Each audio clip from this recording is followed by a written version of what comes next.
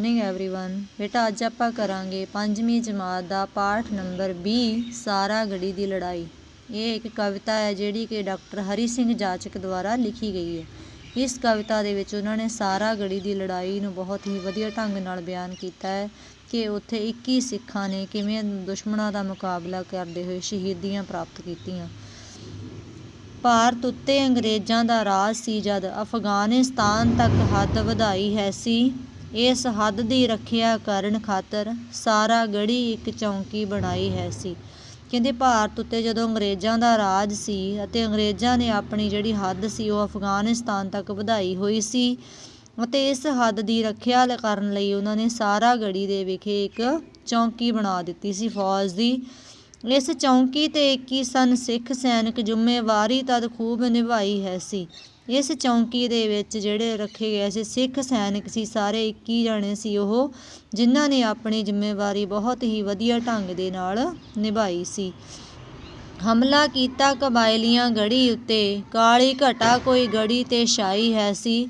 जदों कबायलियां ने अफगानिस्तान के कबायलियां ने इस गढ़ी उत्ते हमला कर दिता तां इस गढ़ी उत्ते संकट की काली घटा जिहड़ी छा गई सी। रैजीमेंट के मुखी नूं उस वेले सिग्नल मैन ने खबर पहुँचाई है सी। जिहड़ी ये सिख रैजीमेंट सी उहदा जिहड़ा मुखी सी उस समय दे इशारा करन वाले आदमी ने उन्हां तक खबर पहुँचा दित्ती सी कि जिहड़े अफगानी लोग ने ओह गढ़ी उत्ते हमला करन लई आ रहे हन। अगों करनल दे वल्लों सब सैनिकां नूं गढ़ी छड्डण लई तार तद आई है सी। अगों फौज का जिहड़ा करनल सी उसने देखिया कि उन्हां कोल समान भी बहुता नहीं सी लड़न लई ते फौज की गिणती भी बहुत थोड़ी सी तां उन्हां ने सिख सैनिकां नूं गढ़ी छड्डण दा हुक्म दे दिता सी।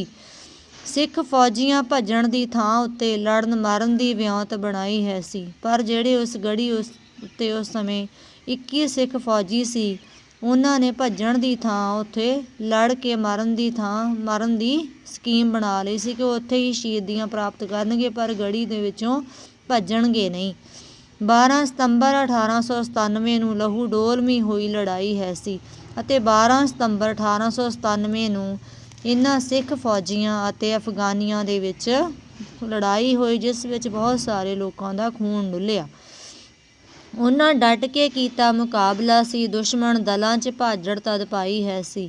उन्हां 21 सिख सैनिकां ने हज़ारां दी गिणती विच आए कबायलियां ते अफगानियां दा उन्होंने मुकाबला किया डट के अते बिल्कुल भी डरे नहीं सगों उन्होंने दुश्मनों नूं भी भाजड़ पा दित्ती सी। लड़दे लड़दे सन सब शहीद हो गए अपनी जिंदड़ी घोल घुमाई है सी। ਜਿਹੜੇ ਉਹ 21 ਸਿੱਖ ਸੀ ਉਹ ਲੜਦੇ ਲੜਦੇ ਸ਼ਹੀਦੀਆਂ ਪ੍ਰਾਪਤ ਕਰ ਗਏ ਤੇ ਆਪਣੀ ਜਾਨ ਕੁਰਬਾਨ ਕਰ ਦਿੱਤੀ ਉਹਨਾਂ ਨੇ ਪਰ ਉਹ ਆਪਣੀ ਲੜਾਈ ਦੇ ਵਿੱਚ ਪਿੱਛੇ ਨਹੀਂ ਹਟੇ। ਜਾਚਕ ਆਪਣੀ ਜਾਨ ਤੇ ਖੇਡ ਕੇ ਇੰਜ ਜਾਨ ਦੇਸ਼ ਤੇ ਕੌਮ ਵਿੱਚ ਪਾਈ ਹੈ ਸੀ। ਉਹ ਇਸ ਤਰ੍ਹਾਂ ਕਵੀ ਕੀ ਕਹਿੰਦਾ ਕਿ ਉਹਨਾਂ 21 ਸਿੱਖਾਂ ਨੇ ਆਪਣੀ ਜਾਨ ਕੁਰਬਾਨ ਕਰਕੇ ਆਪਣੇ ਦੇਸ਼ ਅਤੇ ਕੌਮ ਦੇ ਲੋਕਾਂ ਵਿੱਚ ਨਵੀਂ ਜ਼ਿੰਦਗੀ ਪਾ ਦਿੱਤੀ ਸੀ, ਨਵੀਂ ਜਾਨ ਪਾ ਦਿੱਤੀ ਸੀ। दुनिया विच नहीं मिलती मिसाल कोई बेमिसाल हुई लड़ाई है सी। कहता ये जिहड़ी लड़ाई है 21 सिख सैनिकों द्वारा हज़ारां की गिणती विच दुश्मनों का मुकाबला किया गया। इस अजिही बहादुरी नाल लड़ी गई लड़ाई की होर कोई मिसाल दुनिया दे विच नहीं मिलती कि कोई इस तरह की लड़ाई लड़ी गई होवे कि इन्ने थोड़े जिहे सैनिकों ने इन्ने हज़ारां की गिणती दे विच दुश्मनों का मुकाबला करके शहीदियां प्राप्त कीतियां होण।